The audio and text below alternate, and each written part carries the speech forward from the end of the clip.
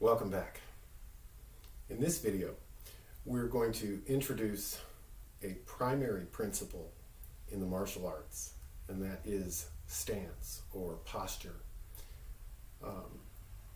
Every flow of martial expression is a flow of stance. Every stance is a balance between stability and mobility. Every stance has inherent advantages and disadvantages.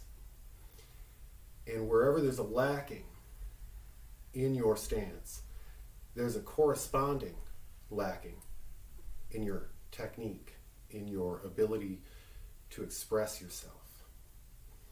One can study these basic stances for their entire lifetime and never exhaust the opportunity to learn more. So I'm going to show you an overview of the basic stances that we use.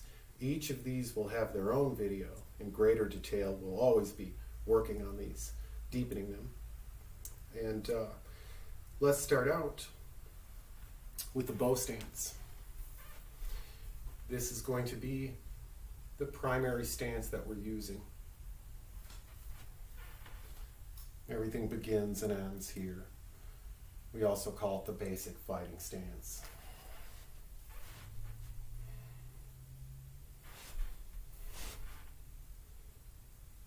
Okay, from here, the horse stance. In the horse stance, you're wide, you're low, you're strong, you're stable.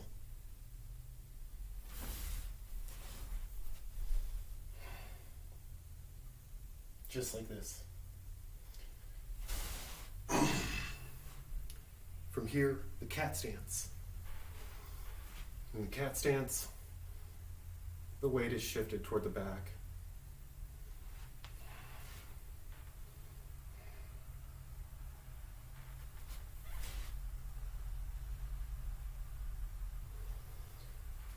Next is a twist stance.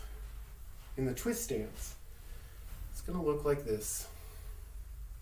The knees are hugging together.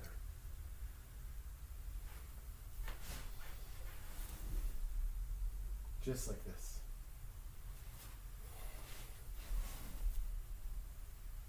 Twist stance.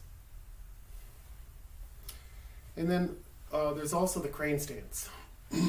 Now, in the crane stance, you're going up on one leg, just like this.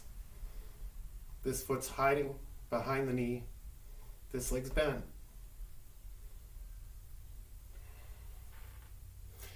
So, bow stance is the primary.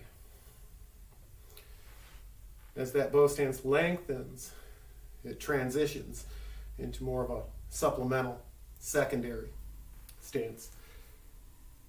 The other supplemental stances would be the horse, cat, twist, crane. And many martial arts will teach 20, 30 distinct stances. That's certainly one way of doing it. But with the exception of a couple more stances that I'm not demonstrating here, I believe that more or less those other stances are just variations on these basics. What you want to do is study these stances. They should be natural, healthy, mobile, stable, functional, strategic.